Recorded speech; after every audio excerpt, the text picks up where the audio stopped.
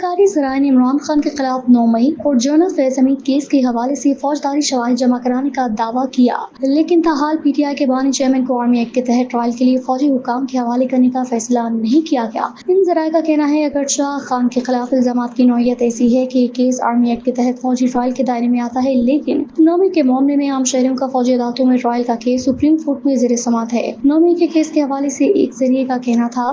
زیر حراست افراد کے بیانات اور متعدد شواہد کے پیش نظر ماسٹر پلانر کے طور پر خان کی شمولیت یقینی طور پر مصدقہ ہے، لیکن فوجی عدالتوں میں عام شہریوں کے ٹرائل کا انحصار عدلیہ کے فیصلے پر ہوگا۔ دی نیوز کو یہ بھی بتایا گیا کہ کابینہ کمیٹی نے بھی اپنی رپورٹ میں عمران خان کو 9 مئی کے حملوں کا ذمہ دار قرار دیا۔ نگران حکومت کے دوران 9 مئی کے حوالے سے تیار کردہ رپورٹ کے مطابق کمیٹی کو دکھائے گئے شواہد سے معلوم ہوتا ہے اس منصوبے کی بندی میں پارٹی کے رہنما ملوث تھے۔ اس سے مزید پتہ چلا کہ عمران خان نے اس میں بڑھ چڑھ کر حصہ لیا۔ رپورٹ میں یہ بات بھی سامنے آئی کہ اب تک کی تحقیقات سے پتہ چلتا ہے 34 افراد پر تشدد اسٹریٹ پاور کی حکمت عملی کی ماسٹر مائنڈ تھے اور انہوں نے تشدد اور تباہی کی منصوبہ بندی میں فعال طور پر تعاون کیا۔ مزید برآں 52 افراد نے تفصیلی منصوبہ بندی میں حصہ لیا، 185 افراد اس نے عملی جامہ پہنایا۔ رپورٹ میں مزید کہا گیا کہ عمران خان کے مطالبات کو پورا کرنے کے لیے نہ صرف فوج پر سیاسی معاہدے کے لیے دباؤ ڈالنا ایک منظم اور خطرناک حکمت عملی تھی، بلکہ مسلح افواج کے اندر سے تحریک انصاف کے حق میں بغاوت کو ہوا دینے کی کوشش تھی۔ پارٹی کو ریاستی اداروں کی طرف سے پہلے تشدد کے خلاف سخت رد عمل کی کمی کی وجہ سے حوصلہ ملا۔ فوجی تنصیبات پر حملے کا مقصد فوج کے حوصلے پست اور اس پر سیاسی ڈیل کے لیے دباؤ ڈالنا تھا۔ جنرل فیض کیس کے حوالے سے